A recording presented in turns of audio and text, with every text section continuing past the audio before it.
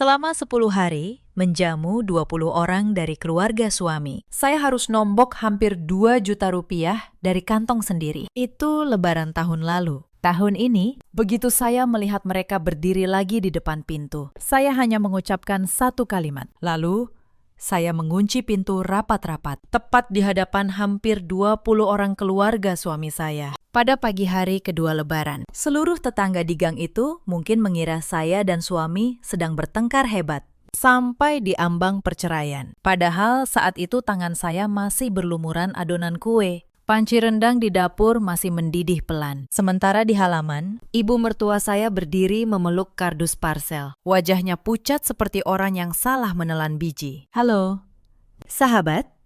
Selamat datang kembali di kanal kita. Kalau kisah malam ini menyentuh hati Anda, tolong tinggalkan satu komentar di bawah. Karena cerita seperti ini mungkin juga sedang terjadi di rumah seseorang yang Anda kenal. Nama saya Lestari, 38 tahun, dulu sebelum menikah. Saya bekerja sebagai manajer logistik di sebuah perusahaan distribusi. Pekerjaan saya mengatur ratusan pengiriman setiap hari, menghitung biaya sampai ke angka terkecil. Sudah 12 tahun saya menjadi menantu di keluarga ini. Dan dalam 12 tahun itu, saya pikir kesabaran adalah bentuk kasih sayang yang paling tinggi. Saya salah. Rumah kami sederhana, hasil renovasi bertahun-tahun. Di kawasan Bintaro, 3 kamar tidur kecil, 1 dapur sempit, 1 ruang tamu yang kalau diisi 10 orang sudah terasa sesak. Suami saya, Mas Budi, bekerja sebagai teknisi pendingin ruangan. Orangnya baik, sangat sayang pada keluarganya. Tetapi ia punya satu hal yang menjadi sumber dari semua cerita ini. Gengsi yang terlalu tinggi. Dulu, di kantor tempat saya bekerja, saya dikenal sebagai orang yang teliti. Atasan saya pernah berkata, "Lestari, kamu ini matamu seperti kalkulator. Tidak ada satu angka pun yang lolos." Saya bangga dengan keahlian itu. Tetapi setelah menikah dan berhenti bekerja, keahlian itu seolah tidak ada gunanya lagi. Saya menyimpannya jauh-jauh di sudut yang berdebu dalam diri saya. Saya tidak tahu suatu hari nanti, justru keahlian itulah yang akan menyelamatkan harga diri saya. Setiap kali ada kerabat datang, wajah Mas Budi langsung berseri, seolah ia takut sekali dianggap pelit, dianggap menantu yang tidak ramah. Maka, pintu rumah kami selalu terbuka, lebar, untuk siapa saja, kapan saja, selama berapa hari pun mereka mau. Dan yang menanggung semua itu di dapur hanya saya. Saya ingat betul bagaimana semuanya berjalan selama ini. Setiap lebaran, keluarga besar Mas Budi berkumpul di rumah kami. Awalnya selalu sama. Mereka bilang hanya akan mampir beberapa hari. Tetapi yang datang lebih dulu belum sempat pulang. Yang datang belakangan sudah menyeret koper masuk. Lama-lama, 10 hari menjadi hal yang biasa. Saya hafal semuanya. Pak Detarno suka sayur lodeh yang medok santannya. Bibi Ratna tidak makan daging di hari pertama. Putra, anak paman maman, lebih suka risoles daripada lontong. Saya menghafalnya begitu detail. Sampai-sampai Mas Budi sendiri kadang tidak tahu makanan kesukaan kerabatnya. Dan justru karena saya begitu mampu, semua orang menganggapnya wajar. Mereka menganggap urusan dapur dan logistik adalah tanggung jawab saya. Sudah seharusnya. Setiap hari ada 3 kali makan besar, belum termasuk buah, camilan, dan minuman bersoda. Para paman yang sudah berumur mengobrol sampai larut, lalu minta dibuatkan mie instan kuah tengah malam. Anak-anak muda pergi main setelah makan. Pulang-pulang, mengobrak-abrik kulkas mencari makanan. Tikar digelar sampai menutupi seluruh lantai. Anak-anak tidur berjejer seperti ikan sarden dalam kaleng. Dan saya berdiri di dapur. Dari subuh hingga lewat tengah malam. Saya selalu berkata pada diri sendiri, tidak apa-apa. Setahun sekali, biarlah rumah ini ramai. Saya masih ingat tahun-tahun awal pernikahan kami. Saat itu saya masih bekerja kantoran, masih punya gaji sendiri. Tetapi setelah anak saya lahir, Mas Budi meminta saya berhenti. Lebih baik kamu di rumah saja, urus keluarga, katanya. Saya menurut. Saya pikir itu pengorbanan yang wajar demi keluarga. Saya tidak tahu dengan berhenti bekerja. Saya juga kehilangan satu hal penting, suara saya. Sejak saya tidak lagi menghasilkan uang sendiri, perlahan-lahan, pendapat saya di rumah ini menjadi semakin tidak berarti. Seolah seorang perempuan yang tinggal di rumah tidak berhak punya keberatan. Saya ingat satu kejadian di tahun ketiga pernikahan. Saat itu saya baru saja melahirkan, masih lemah. Tetapi keluarga suami tetap datang berkumpul. Saya, dengan jahitan operasi yang belum kering, tetap dipaksa keadaan untuk berdiri di dapur. Saat saya minta tolong pada Sari untuk sekedar mencuci piring, ia menjawab enteng, "Aduh, Mbak, aku nggak biasa nyuci piring. Nanti tanganku bau amis." Lalu ia kembali bermain ponsel. Saya, dengan tubuh yang masih sakit, akhirnya mencuci semuanya sendiri. Sejak hari itu, saya belajar satu hal pahit di keluarga ini. Kelemahan saya bukanlah alasan untuk dikasihani, melainkan sesuatu yang harus saya sembunyikan rapat-rapat. Dan begitulah, tahun demi tahun, saya membangun tembok senyum di sekeliling diri saya, sampai semua orang lupa bahwa di balik tembok itu ada seorang manusia. Saya punya kebiasaan buruk. Saya memikul semua pekerjaan sendiri, lalu diam-diam berharap orang lain akan mengerti dengan sendirinya. Tetapi di dunia ini, kalau kita tidak pernah bicara, orang lain hanya akan mengira kita memang sekuat itu. Mereka tidak akan pernah tahu di balik senyum yang saya pasang ada punggung yang sudah lama nyaris patah. Lebaran tahun lalu adalah titik baliknya, walau saat itu saya belum menyadarinya. Hari itu sudah memasuki sore hari ke-7. Tamu masih penuh. Saat saya membuka dompet untuk membeli beras tambahan, saya tertegun. Uang yang saya sisihkan untuk membayar les anak saya bulan itu sudah hampir habis, tersedot ke dapur, ke meja makan, ke perut 20 orang yang bahkan tidak pernah bertanya berapa yang sudah saya keluarkan. Saya duduk termenung di depan warung beras di pasar, memegang ponsel, menghitung ulang berkali-kali. Pemilik warung melihat saya dan tertawa kecil. "Bu Lestari, kalau mau, catat utang dulu saja di buku, nanti dilunasi belakangan," katanya ramah. Saya ikut tersenyum. Tetapi tenggorokan saya terasa tercekat. Sejak menikah, saya tidak pernah membiarkan siapapun tahu bahwa saya kekurangan uang belanja. Malam itu, saya mencoba bicara pada Mas Budi. Saya menghitung pengeluaran daging dan ikan di atas meja. Ia datang membawa secangkir teh, lalu berkata ringan, "Sudahlah, jangan terlalu perhitungan. Ini Lebaran, nanti keluarga jadi tidak enak hati." Saya mengangkat kepala, menatapnya. Di benak saya ada satu pertanyaan yang sudah lama ingin saya ajukan. Sebenarnya, siapa yang tidak enak hati di sini? Tetapi, akhirnya saya hanya diam. Saya menelan pertanyaan itu, seperti saya menelan semua hal selama 12 tahun. Lebaran tahun lalu akhirnya berakhir dengan tabungan saya yang menipis dan dengan janji dalam hati. Tahun depan, saya tidak akan begini lagi. Maka, tahun ini, saya bersiap sejak jauh-jauh hari. Bukan bersiap menyambut tamu, tetapi bersiap agar saya tidak kelelahan untuk kesekian kalinya. Sejak awal bulan puasa, saya mencoba berdiskusi dengan suami. "Mas, tahun ini kita buat sederhana saja. Ya, undang keluarga inti, makan bersama sekali. Lalu, masing-masing pulang ke rumahnya. Aku sudah benar-benar tidak sanggup kalau harus menjamu berhari-hari lagi." Mas Budi saat itu sedang membersihkan pot tanaman di halaman. Mendengar itu, ia berhenti sejenak. Lalu bergumam, "Iya, nanti Mas coba bicarakan." Saya tahu betul. Kata coba itu sangat rapuh dan benar saja. Semakin dekat Lebaran, telepon di rumah semakin sering berdering. Ada yang bertanya, tahun ini mereka tidur di kamar mana? Ada yang minta dibelikan oleh-oleh khas kota ini. Ada yang bahkan sudah memesan panci besar untuk memasak mie instan tengah malam. Belum datang. Mereka sudah memesan tempat di rumah saya. Seolah ini penginapan gratis. Saya mendengar semua itu dengan tangan yang perlahan mendingin. Setiap dering telepon terasa seperti satu beban lagi yang ditumpuk di atas punggung saya. Saya pernah mencoba menjelaskan pada salah satu bibi bahwa rumah kami kecil, hanya 3 kamar. Tetapi jawabannya membuat saya tertegun. Nggak apa-apa. Kita kan keluarga.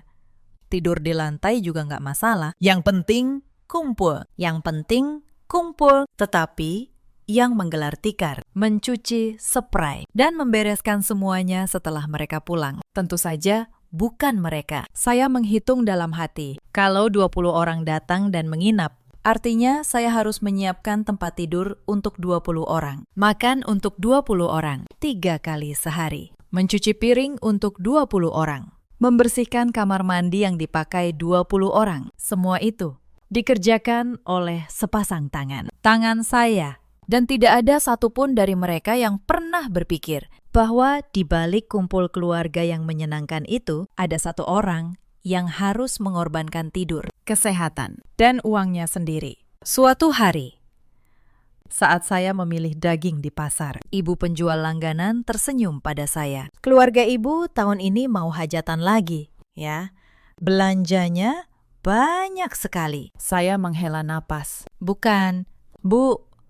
Kerabat mau berkumpul sambil memotong daging. Ibu itu berkata pelan, seramai apapun harus diukur dengan kemampuan sendiri. Bu, jangan sampai orang lain liburan. Kita malah jadi pembantu di rumah sendiri. Kalimat itu terngiang sepanjang perjalanan pulang. Aneh sekali. Orang luar justru bisa melihat lebih jelas daripada orang yang tinggal di dalam rumah. Tanggal 28 Ramadan, saya membuka celengan di lemari. Isinya tinggal sekitar 1 juta rupiah. Padahal THR, suami baru saja saya serahkan utuh kepada ibu mertua untuk dibagikan sebagai angpau kepada kerabat. Saya duduk di tepi ranjang, melepas ikatan rambut, lalu bertanya pelan, Mas, THR-nya diberikan semua ke ibu. Mas Budi menggaruk kepala. Suaranya pelan. Ibu bilang, Pak D di kampung sedang susah. Paman-paman juga baru kena pemutusan kerja. Jadi, lalu untuk kita? Tanya saya.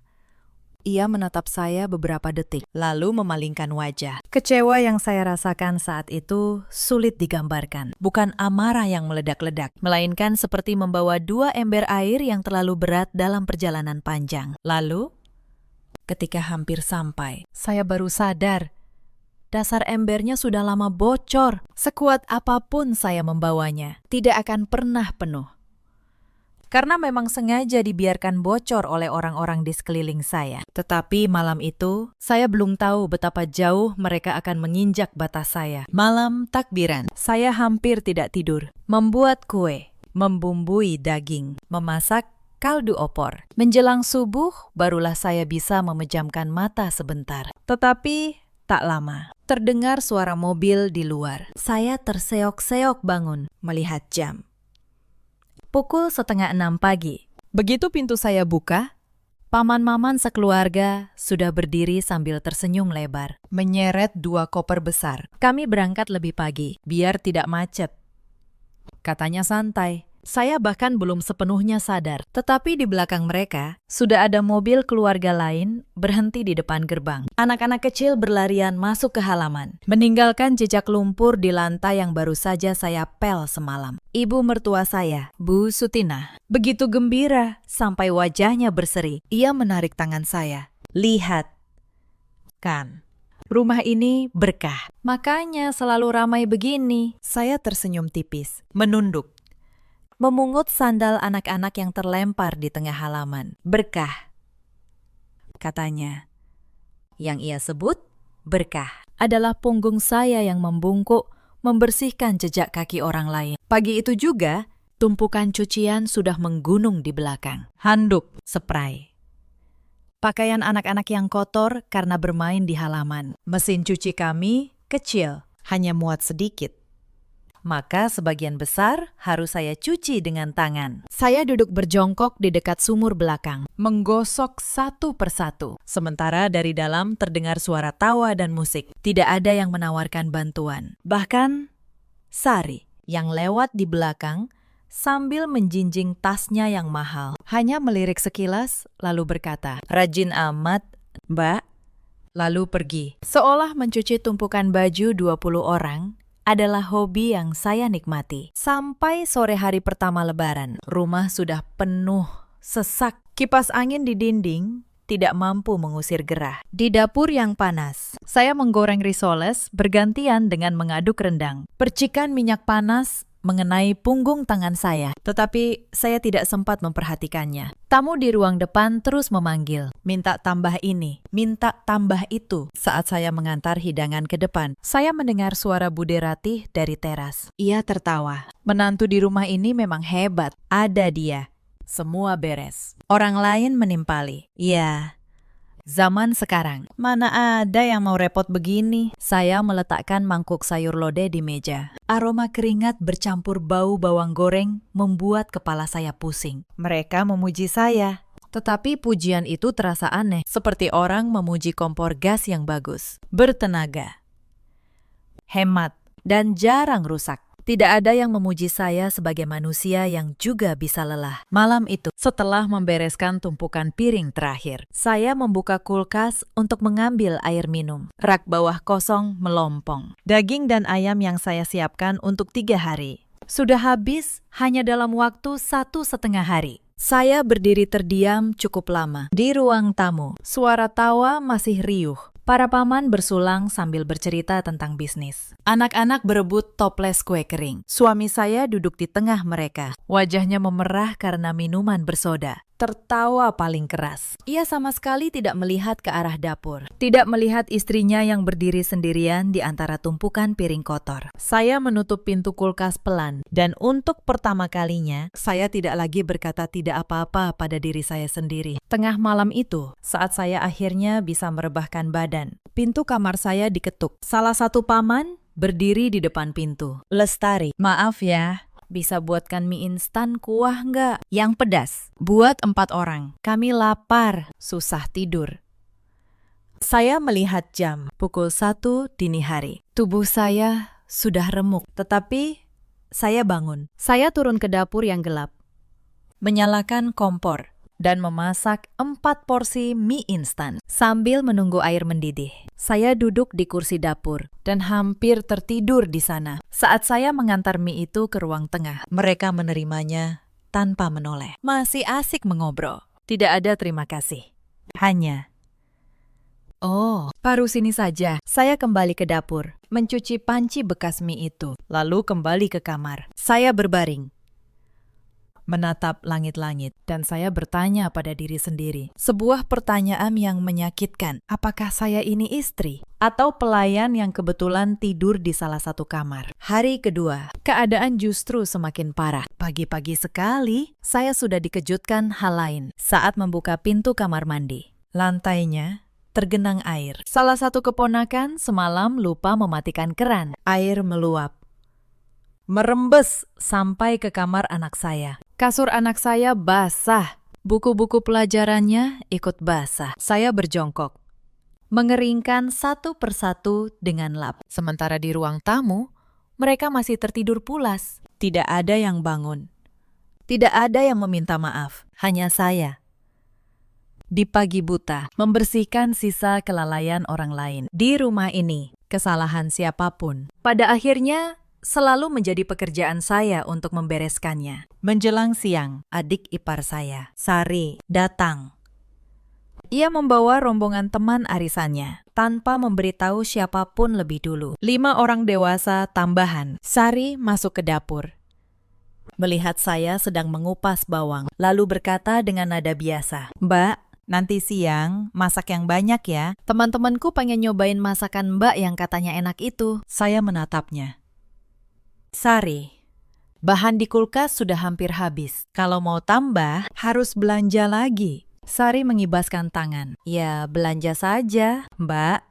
Nanti kan diganti. Tetapi saya tahu betul, kata nanti diganti itu tidak pernah benar-benar terjadi. Sudah 12 tahun dan belum sekalipun ada yang mengganti. Saya yang berbelanja, saya yang memasak, saya yang membayar. Dan ketika makanan habis, saya juga yang dianggap kurang sigap. Saya pergi ke pasar lagi siang itu. Di dompet saya hanya tersisa lembaran terakhir. Saya berdiri di depan kios daging, menghitung dengan jari mana yang harus saya beli, mana yang harus saya korbankan. Akhirnya saya membeli yang termurah. Sambil pulang, saya menelpon tempat les anak saya. "Maaf, Bu, Pembayaran les bulan ini mungkin telat beberapa hari. Suara saya bergetar saat mengatakannya. Bukan karena malu pada tempat les, tetapi karena malu pada diri sendiri. Anak saya harus mengorbankan haknya demi memberi makan orang-orang yang menganggap semua ini gratis. Sore itu, saat saya menghidangkan makanan untuk rombongan Sari, salah satu temannya berkomentar sambil mengunyah. Wah,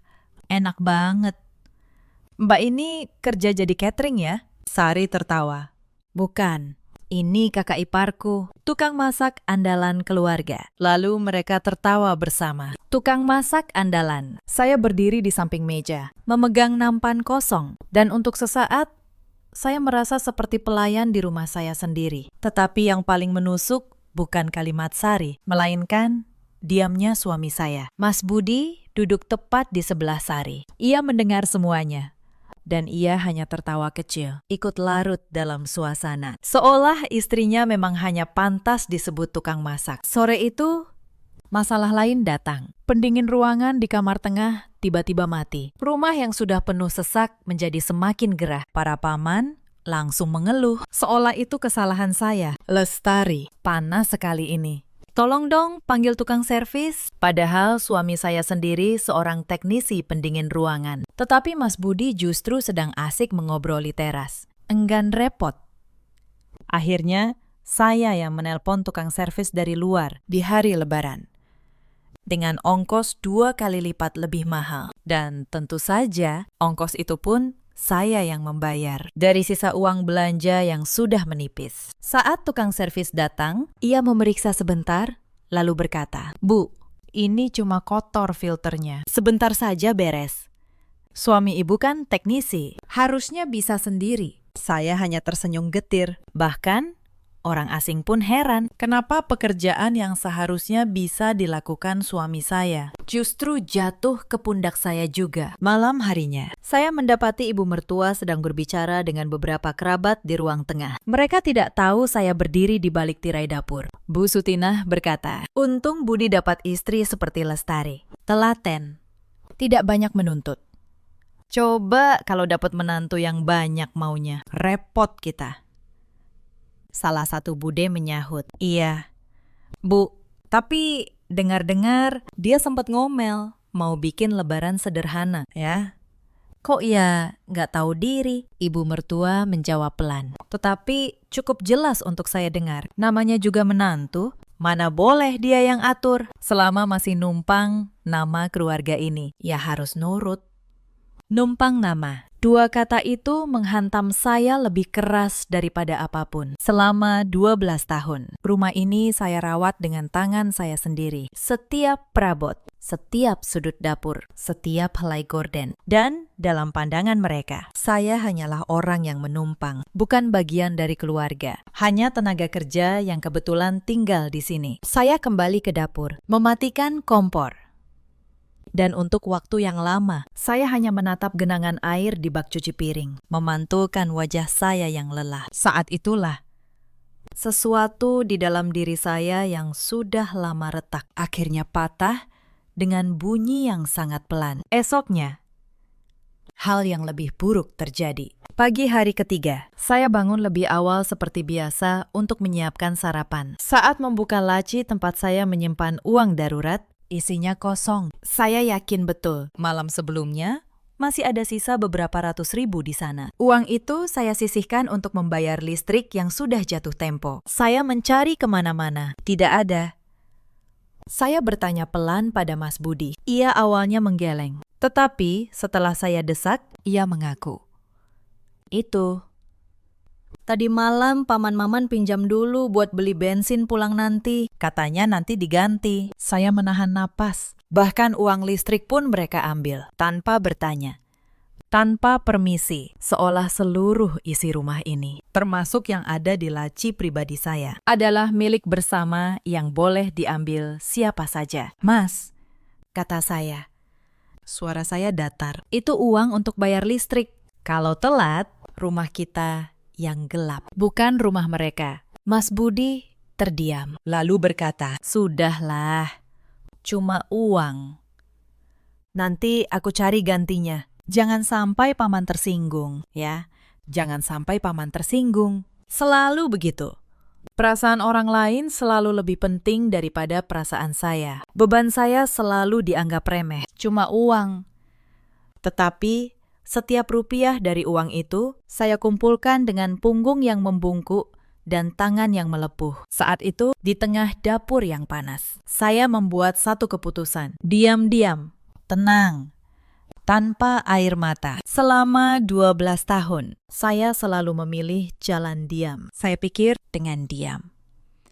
Saya menjaga keharmonisan keluarga. Tetapi pagi itu, saya akhirnya mengerti. Diam saya selama ini bukanlah penjaga keharmonisan. Diam saya adalah pupuk yang menyuburkan ketidakadilan. Setiap kali saya diam, mereka semakin yakin bahwa apa yang mereka lakukan tidak salah. Setiap kali saya tersenyum menahan sakit, mereka semakin nyaman menumpukan beban di pundak saya. Saya, dengan kebaikan saya sendiri, telah mengajari mereka untuk tidak menghargai saya. Maka, pagi itu, saya memutuskan untuk berhenti diam, tetapi bukan dengan teriakan, bukan dengan pertengkaran. Saya memilih cara yang paling saya kuasai, cara seorang manajer logistik. Saya akan berbicara dengan angka, karena angka tidak bisa membantah, angka tidak bisa berpura-pura, dan angka akan menunjukkan kebenaran yang selama ini mereka tutup-tutupi dengan kata keluarga. Saya mulai mencatat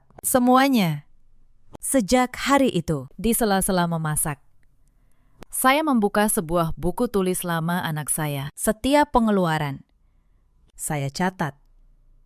Tanggal sekian, beli daging sapi 3 kilo. Tanggal sekian, beli beras 2 karung. Galon air, gas. Listrik yang dipakai berlebih. Oleh-oleh yang diminta. Uang yang dipinjam dan tidak dikembalikan. Saya catat semuanya, lengkap dengan tanggal dan jumlahnya. 12 tahun saya bekerja sebagai manajer logistik. Mencatat dan menghitung adalah keahlian saya. Dan untuk pertama kalinya, saya menggunakan keahlian itu bukan untuk perusahaan, tetapi untuk diri saya sendiri. Saya tidak tahu untuk apa catatan itu nantinya. Saya hanya merasa kalau saya tidak menuliskannya, suatu hari saya akan lupa betapa beratnya semua ini. Dan saya tidak mau lupa lagi. Hari keempat, sebuah permintaan baru datang. Bude Ratih menghampiri saya di dapur, membawa daftar panjang di tangannya. Lestari, tolong belikan oleh-oleh khas ini, ya, buat dibawa pulang. Ini sudah Bude tulis daftarnya. Saya melihat daftar itu. Ada 20 lebih item. Kue kering kemasan, keripik, sirup, sampai kain batik. Kalau di total, harganya bisa mencapai ratusan ribu. Bude, ini banyak sekali. Kata saya, hati-hati. Bude Ratih hanya tersenyum. Ya nggak apa-apa, kan rezeki. Nanti diganti kok. Lagi-lagi kalimat sakti itu, nanti diganti, yang tidak pernah benar-benar diganti. Belum selesai dengan daftar Bude, salah satu paman meminjam sepeda motor suami saya untuk pergi ke rumah kerabat lain. Saat motor itu kembali sore harinya, tangki bensinnya sudah kosong dan ada goresan baru di bodinya. Tidak ada penjelasan. Tidak ada permintaan maaf. Motor itu hanya diparkir begitu saja di halaman, seolah tidak terjadi apa-apa. Saya hanya bisa menghela napas. Di rumah ini, segala sesuatu yang kami miliki dianggap milik bersama. Tetapi beban dan kerugiannya selalu hanya milik kami berdua. Hari keempat, kelima, keenam, rumah tetap penuh. Bahkan ada kerabat jauh yang sebelumnya tidak pernah datang. Tiba-tiba muncul dengan alasan kebetulan lewat. Mereka tinggal, mereka makan, mereka tidur, dan buku catatan saya semakin tebal. Pada hari kelima, saya menemukan anak saya tidur meringkuk di lantai dapur, beralaskan tikar tipis. Saya kaget. Nak, kenapa tidur di sini? Anak saya menjawab pelan. Kamarku dipakai tante-tante. Bu, katanya, aku masih kecil, jadi ngalah dulu. Hati saya hancur mendengarnya. Di rumahnya sendiri, anak saya harus tidur di lantai dapur, sementara tamu-tamu yang menumpang justru menempati kamarnya. Dan ketika saya menyampaikan hal ini pada Mas Budi, jawabannya tetap sama. Namanya juga anak kecil. Ta, Belajar mengalah itu bagus. Mengalah. Selalu kami yang harus mengalah. Tidak pernah mereka. Lalu di hari yang sama, saat makan malam, persediaan rendang habis lebih cepat dari perkiraan. Salah satu paman menggerutu keras. Loh, rendangnya kok cuma segini? Kurang banyak masaknya. Padahal saya sudah memasak 5 kilo daging. Habis dalam sekejap oleh 20 mulut. Dan bukannya berterima kasih, saya justru disalahkan. Karena dianggap memasak terlalu sedikit. Saya berdiri di dapur, menatap panci yang sudah licin, dan tertawa pahit dalam hati. Bahkan, saat saya memberi segalanya, itu pun masih dianggap kurang. Pada hari ke-6, terjadi sesuatu yang membuat saya benar-benar tidak bisa lagi berpura-pura. Sore itu, anak saya pulang dari rumah temannya, wajahnya muram. Ia masuk ke kamar, lalu menarik saya pelan. Bu, bisiknya. Tadi temanku tanya, kenapa ibu nggak pernah ikut duduk sama tamu? Katanya.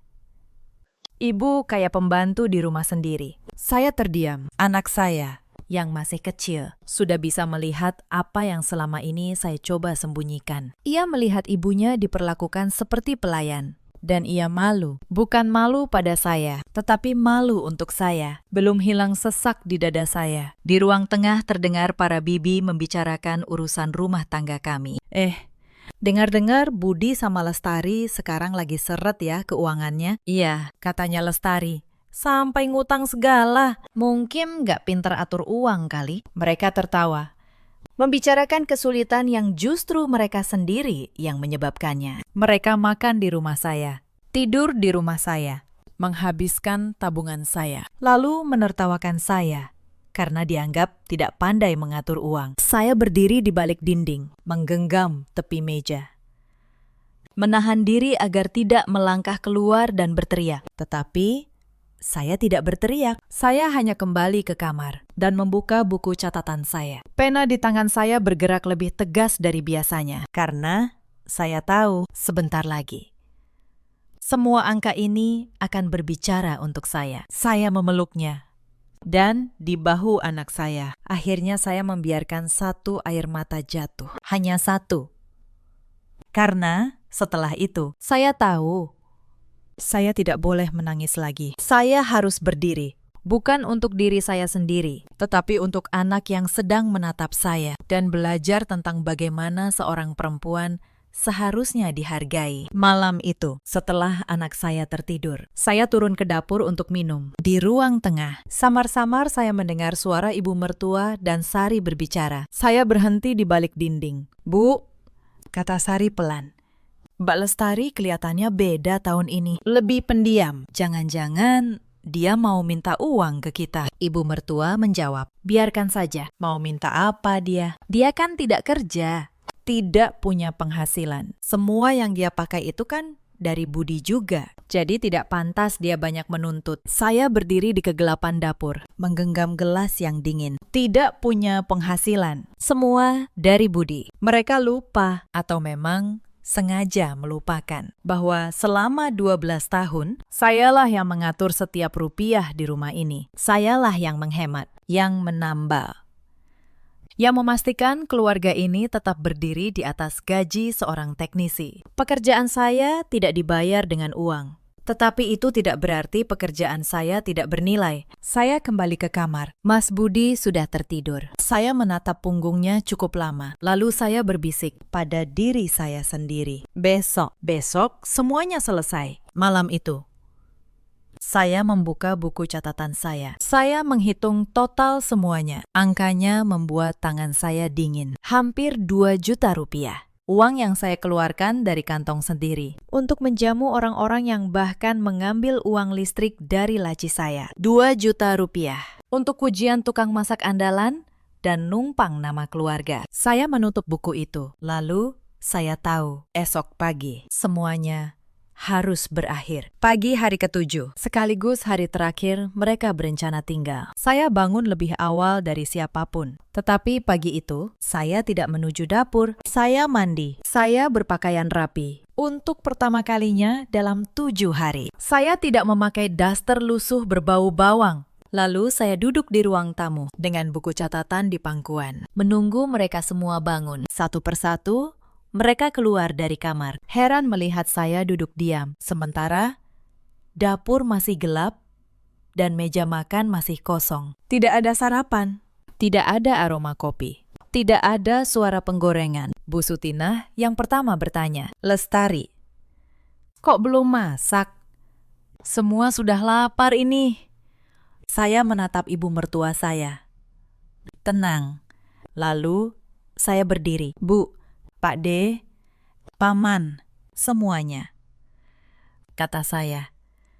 Suara saya jelas dan tidak bergetar. "Sebelum sarapan, saya ingin bicara sebentar. Tidak akan lama." Ruangan menjadi hening. Mereka semua menatap saya. Mungkin mengira saya akan minta maaf karena belum memasak. Saya membuka buku catatan di tangan saya. "Selama 7 hari ini," kata saya, "saya mencatat semua pengeluaran rumah ini. Bukan untuk menagih siapapun, tetapi supaya kita semua tahu berapa harga dari kata rumah ini selalu ramai." Saya mulai membaca. Hari pertama, daging sapi 5 kilo, ayam 8 ekor, beras 2 karung. Hari kedua, belanja tambahan untuk 5 tamu sari yang datang mendadak. Hari ketiga, uang listrik 300.000 ditinjam Paman Maman, belum dikembalikan. Wajah Paman Maman langsung memerah. Sari menunduk.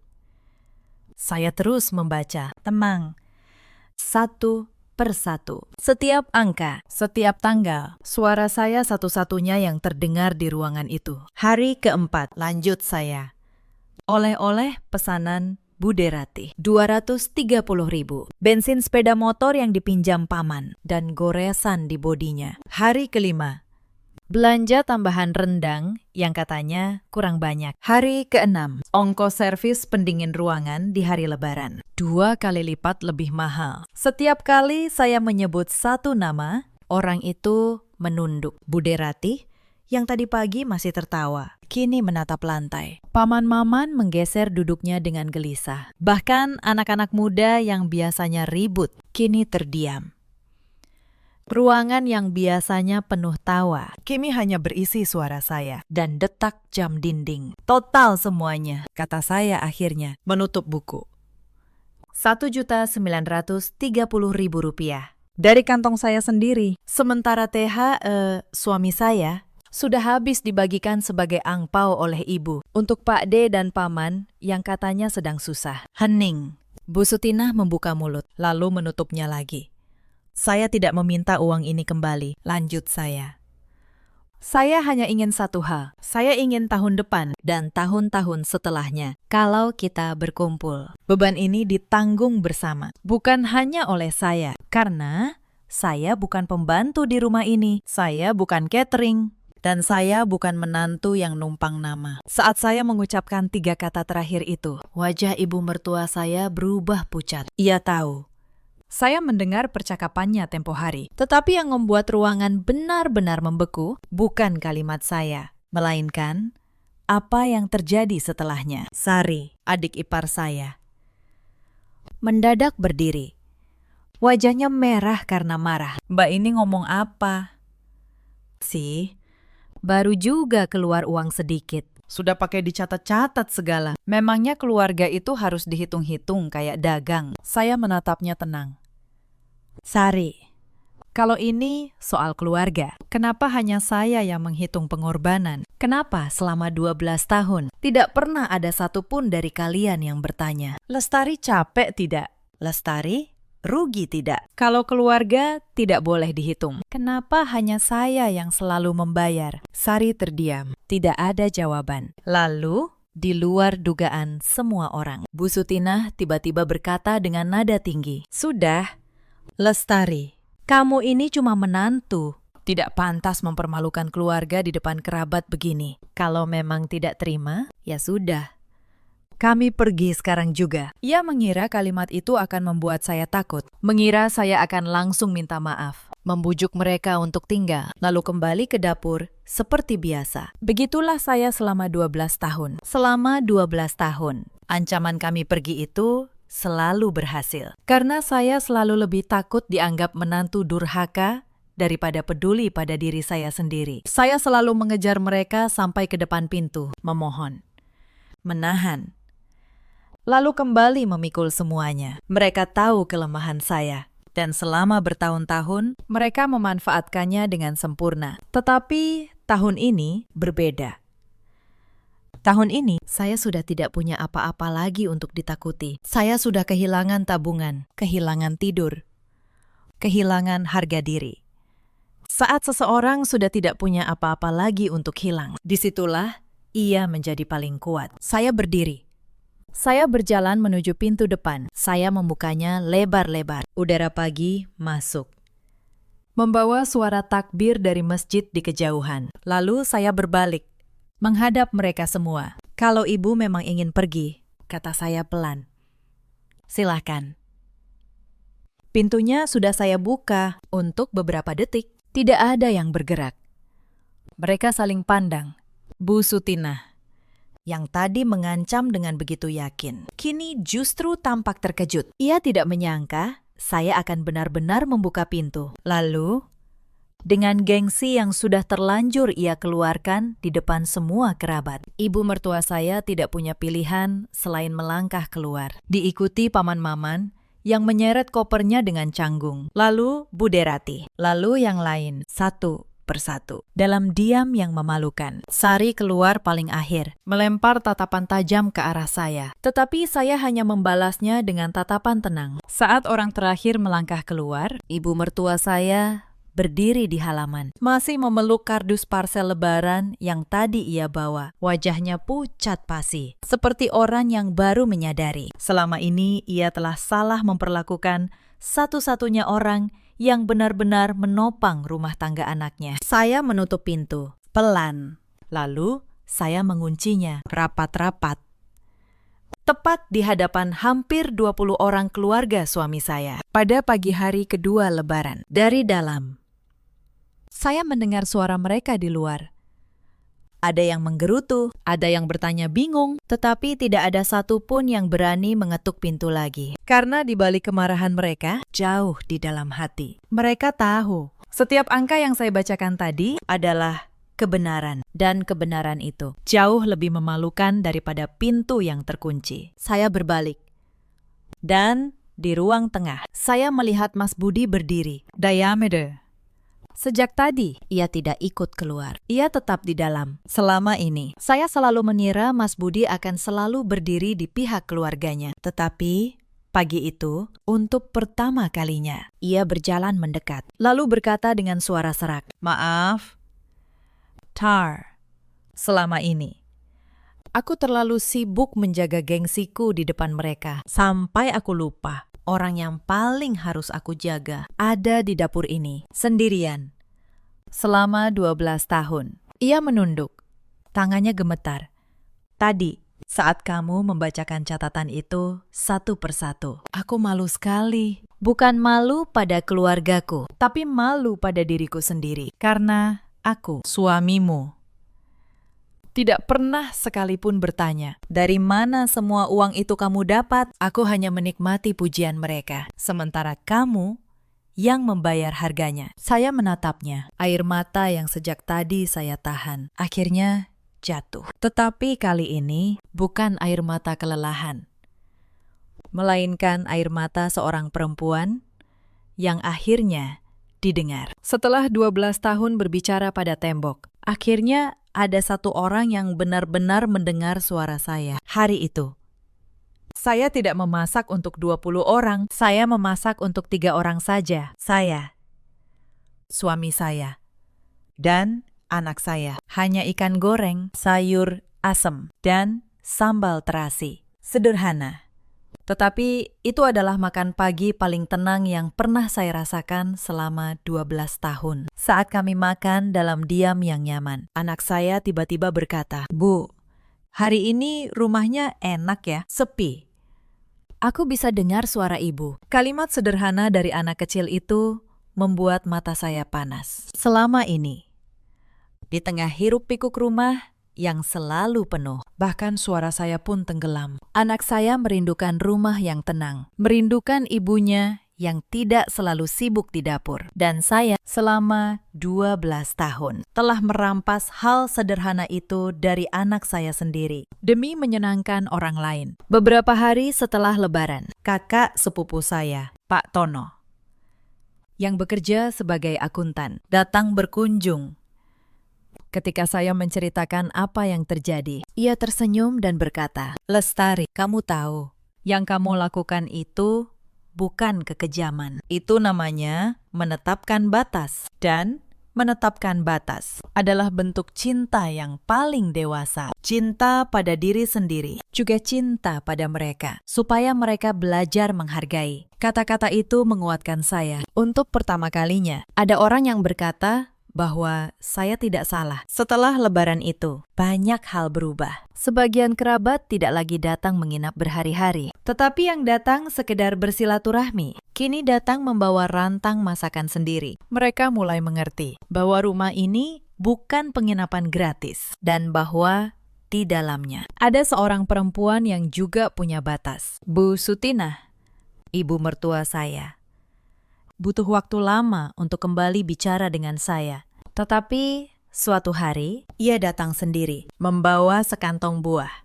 Dan dengan suara yang amat pelan, ia berkata, "Lestari, maafkan ibu.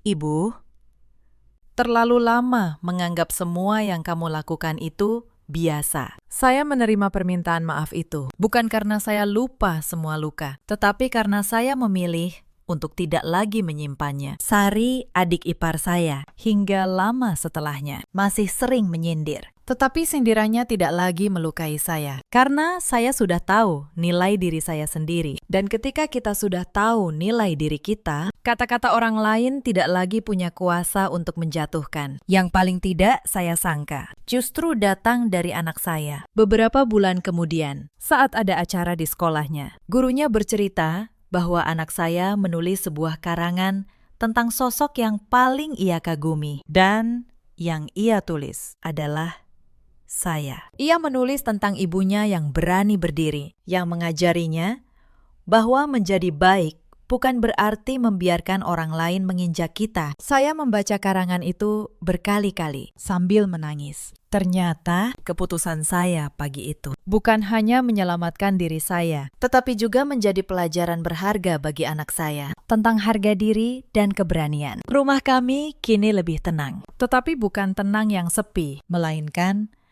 tenang yang penuh dengan rasa saling menghargai. Mas Budi mulai membantu di dapur. Ia belajar mencuci piring, menyapu, dan yang paling penting, ia belajar berkata tidak pada keluarganya ketika permintaan mereka sudah melewati batas. Untuk pertama kalinya dalam 12 tahun, saya merasa benar-benar punya seorang suami, bukan sekedar tuan rumah yang sibuk menjaga gengsi. Cerita ini mengajarkan satu hal, kebaikan yang tidak mengenal batas. Pada akhirnya, bukan lagi kebaikan, melainkan undangan bagi orang lain untuk menginjak kita. Jangan pernah mengira diam adalah kemuliaan, dan jangan pernah berpikir kalau kita memberi terus tanpa pernah meminta dihargai, orang lain akan mengerti dengan sendirinya. Mereka tidak akan mengerti. Mereka hanya akan terbiasa. Di luar sana, ada banyak perempuan seperti saya dulu. Perempuan yang berdiri di dapur dari subuh hingga larut,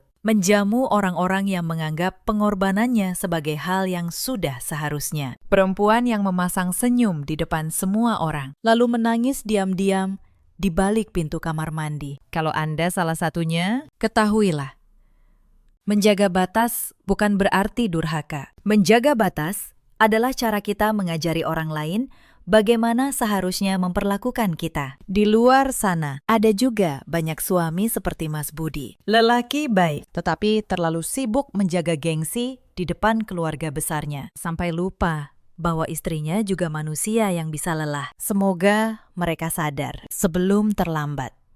Sebelum perempuan di dapur itu akhirnya memilih untuk berhenti memberi. Dan di luar sana, ada pula para ibu mertua yang menganggap menantu hanyalah orang yang numpang nama, yang lupa bahwa menantu yang baik adalah orang yang menjaga rumah, merawat anak, dan menopang keluarga dengan tangannya sendiri. Kalau kebaikan itu terus dianggap remeh, suatu hari pintu yang selama ini selalu terbuka akan tertutup. Rapat-rapat, dan ketika pintu itu tertutup, yang menyesal bukanlah orang yang menutupnya, melainkan mereka yang dulu menganggap pintu itu akan selalu terbuka, apapun yang mereka lakukan. Tahun itu, saya belajar bahwa harga diri bukanlah hal yang harus saya korbankan demi kata keluarga. Saya tetap menyayangi keluarga suami saya, tetapi saya juga akhirnya belajar menyayangi diri saya sendiri. Dalam hidup, kita selalu punya pilihan. Pilihan untuk terus diam, atau pilihan untuk berdiri dan berkata, "Cukup." Pintu rumah saya tetap terbuka untuk siapa saja yang datang dengan hati yang menghargai, tetapi tidak lagi terbuka untuk mereka yang datang hanya untuk menginjak. Bagaimana dengan Anda? Pernahkah Anda merasa menjadi orang yang selalu memberi, tetapi tidak pernah benar-benar dihargai? Ceritakan kisah Anda di kolom komentar. Mari kita saling menguatkan. Terima kasih sudah menemani saya sampai akhir cerita ini.